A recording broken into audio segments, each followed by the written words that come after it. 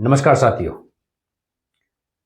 आज हम बात करेंगे कुंडली में वह कौन सा समय होता है, वह कौन सी दिन तारीख होती है, वह कौन सा नक्षत्र होता है जब आपकी जननी आपकी माता को कष्ट होता है, बीमारी होती है, रुग्ण अवस्था में होती है।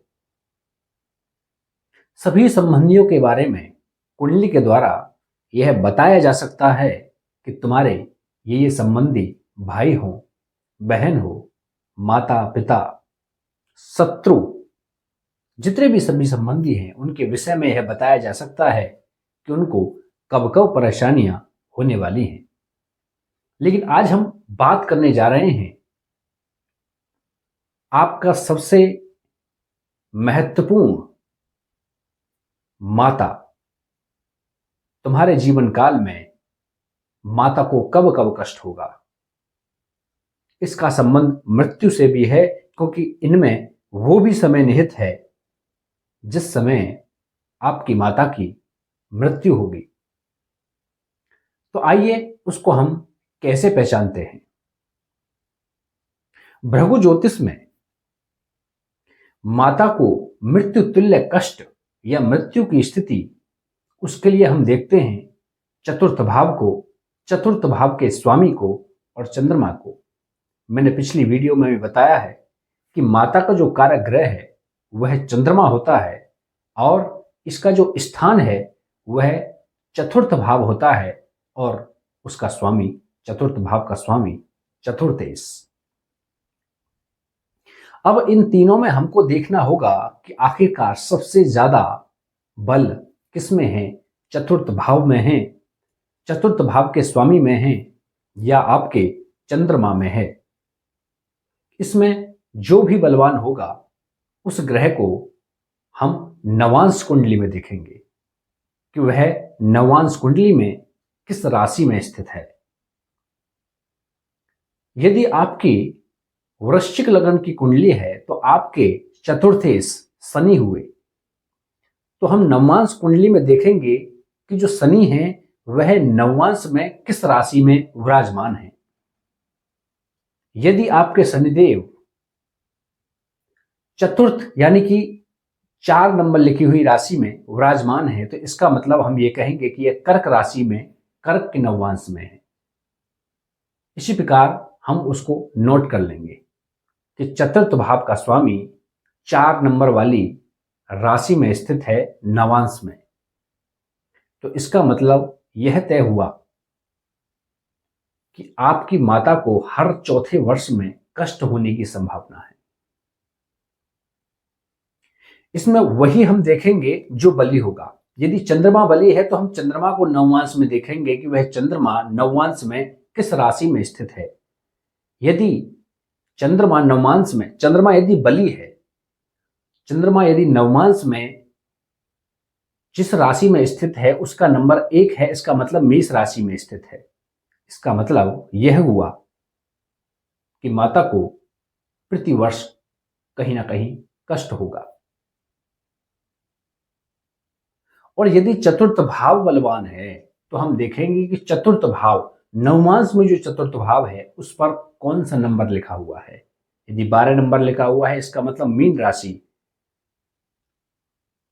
12 वर्ष के बाद आपकी माता को मृत्यु तुल्य कष्ट होगा। भृगु ज्योतिष में ऐसे ही निर्धारित है। अब इसमें कुछ सूत्र और भी हैं। यदि इन तीनों ग्रहों में चतुर्थेश और चंद्रमा और चतुर्थ स्थान, यदि यह वक्री हैं, जिस नवमांश में हैं उस भाव का स्वामी यदि वक्री है, जैसे चंद्रमा यदि 11 नंबर की राशि यानी कुंभ राशि में स्थित है और कुंभ राशि का जो स्वामी है शनि, वह लग्न कुंडली में वक्री हुआ, इसका मतलब यह हुआ कि आप उस राशि में 3 की गुणा करते हैं। यानी कि यदि मीन राशि में है तो 12 की गुणा 3 में करेंगे तो 36 वर्ष बाद आपकी माता को मृत्यु तुल्य कष्ट होने वाला है। वही नवमांश में उस राशि का स्वामी यदि उच्च का है, मूल त्रिकोणस्थ है, उस पर किसी शुभ ग्रह की दृष्टि है, तो आप उस राशि में 4 की गुणा करें। यदि एकादश भाव का स्वामी यदि आपके जो चतुर्थेश बली हैं और वह 11 नंबर की राशि में स्थित हैं, और जो शनिदेव हैं वह उच्च के या मूल त्रिकोणस्थ हैं लग्न कुंडली में, तो इसका मतलब आप 11 में 4 की गुणा करेंगे। इसका मतलब माता को 44 वर्ष बाद मृत्यु तुल्य कष्ट होगा। यह था भृगु ज्योतिष का माता के लिए कष्टकारी समय। लेकिन जेमिनी ज्योतिष में माता के लिए जो कष्ट बताया है, मृत्युकारी जो समय बताया है, उसके लिए वर्णन ये निहित है कि आप कुंडली में सूर्य स्पष्ट देखें और चंद्र स्पष्ट देखें। आपकी जो जन्म कुंडली होती है उसमें सूर्य के कुछ अंश होते हैं, चंद्रमा के भी कुछ अंश लिखे हुए होते हैं। आप इन अंशों को घटाइए। घटाने के बाद में जो कुछ भी घटाव निकल करके आएगा उसे आप देखें कि वह किस राशि में स्थित है, वह किस भाव में, वह जो कोण है वह किस भाव में आएगा, वह राशि किस भाव में आएगा, वह जिस भी राशि में आए उस राशि को आप नोट कर लें। माना कि सिंह राशि निकल करके आती है तो आप सिंह राशि नोट कर लें। फिर उस सिंह राशि से आप त्रिकोण में जो राशि आने वाली है, जैसे सिंह राशि के त्रिकोण में जो राशि आएंगी वह धनु और मेष आएंगी, तो आप धनु और मेष को नोट कर लें।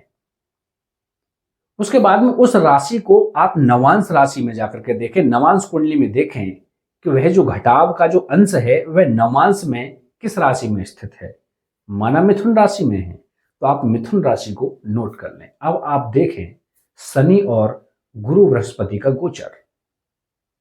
जब जब शनि और गुरु बृहस्पति का गोचर इन राशियों में होकर के गुजरेगा, यह वह समय होगा जिस समय आपको माता को कष्ट होगा। यह बहुत ही जेमिनी का बहुत महत्वपूर्ण सूत्र है और यह एक प्रकार से अचूक है। यदि गुरु बृहस्पति और शनि दोनों ही इन राशियों में गोचर करने लगें तो आपको वह समय आपकी माता की मृत्यु का समय निर्धारित करना चाहिए। इस प्रकार से हम अपनी कुंडली के माध्यम से अपनी माता के कष्ट और माता की उम्र निर्धारित कर सकते हैं। माता की जो कष्ट का जो समय है उसके लिए हम पूर्व निर्धारित जिस ग्रह से संबंधित वह जो कष्ट है, जिस नवमांश से संबंधित, जिस नवमांश के ग्रह से संबंधित वो कष्ट है, उसका निवारण करके हम इस कष्ट को सर्वदा खत्म कर सकते हैं। तो यह था कुंडली में माता के मृत्यु तुल्य कष्ट और मृत्यु के बारे में फलादेश। नमस्कार।